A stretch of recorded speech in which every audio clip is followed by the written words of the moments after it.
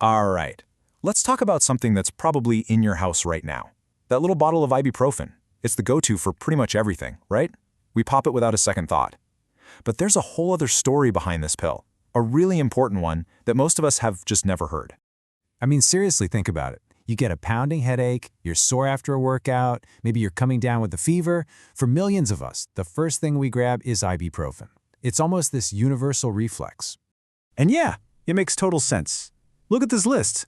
The sheer number of things it helps with is kind of staggering. Headaches, back pain, arthritis, fever, you name it.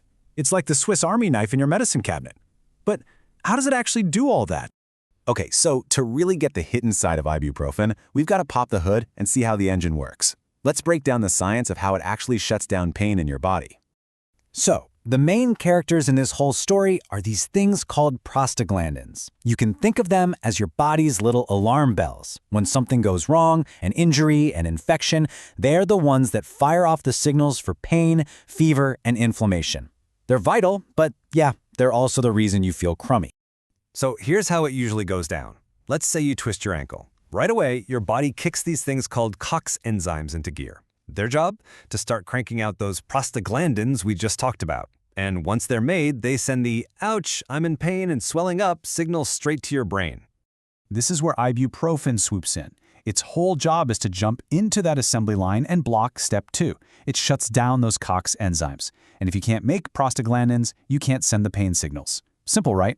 It's a really clever fix, but, and this is the key, that exact mechanism is what leads to some pretty surprising trade-offs. And right here, this is the big difference between ibuprofen and, say, acetaminophen. They both do a great job at stopping pain and fever. But because ibuprofen messes with that prostaglandin pathway, it's also a powerful anti-inflammatory. Acetaminophen isn't. And that's a huge distinction, especially for what we're going to talk about next. So how does this all play out in the real world? Well, let's talk about the gym. So many of us pop an ibuprofen after a hard workout to deal with the soreness. It's super common, but there's a catch. What if that pill you're taking to feel better is actually sabotaging the very reason you went to the gym? I know it sounds completely backward, but the science here is pointing to something really interesting. So check this out. A major scientific review found that taking large doses of NSAIDs, that's non-steroidal anti-inflammatory drugs the family ibuprofen belongs to, after intense exercise can actually slow down muscle protein synthesis and hypertrophy. You know, in plain English, it can get in the way of your muscles actually growing. And why is that? Well, it turns out that some of that post-workout inflammation is actually a good thing. It's the signal that tells your body, hey, we did some damage here, time to repair this muscle and build it back even stronger. So when you block that inflammation with ibuprofen, you might also be muting that crucial signal for growth. Now, before you panic and toss your ibuprofen in the trash, there's a super important detail here. The review found this negative effect was really only happening with large doses. Taking a lower, normal dose every now and then doesn't seem to have much of an impact. So dosage is everything. And this whole idea of more isn't better becomes way more serious when we look at a totally different part of the body. Your heart. Yeah, this brings us to a much more serious hidden risk, one that's tied directly to your cardiovascular health. And this isn't just some random study. This comes from a massive review by one of the top medical agencies in the world. So back in 2015, the European Medicines Agency, think of them as Europe's version of the FDA, did this huge deep dive into ibuprofen's safety. They looked at hundreds of clinical trials and tons of other studies. And what they discovered actually changed the official rules on how the drug should be used. This chart really nails their main finding. It all comes down to the dose. See that first bar? At low doses, 1,200 milligrams a day or less, which is pretty much the max you'd take over the counter, they found no consistent sign of increased heart attack or stroke risk. But look at the second bar. At high prescription level doses, we're talking 2,400 milligrams a day or more, the story totally flips. There, they found a clear link to a higher risk. And to put that into perspective, the EMA said the risk from high-dose ibuprofen could be similar to a class of drugs called selective COX-2 inhibitors. Now, if you follow health news at all, you might know those drugs have been controversial for years, specifically because of their heart risks. This table gives us even more detail.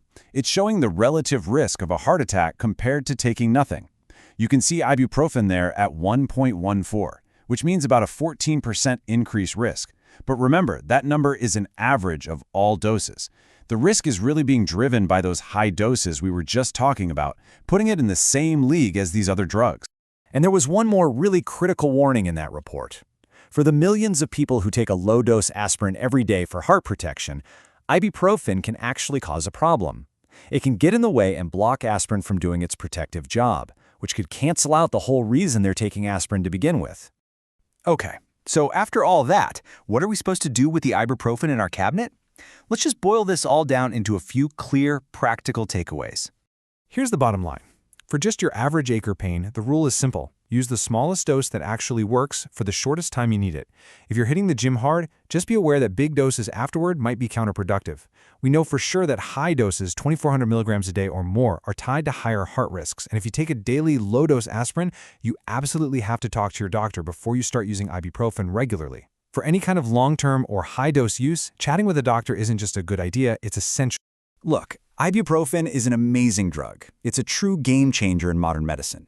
But like any powerful tool, you've got to use it the right way. It's not just a harmless piece of candy.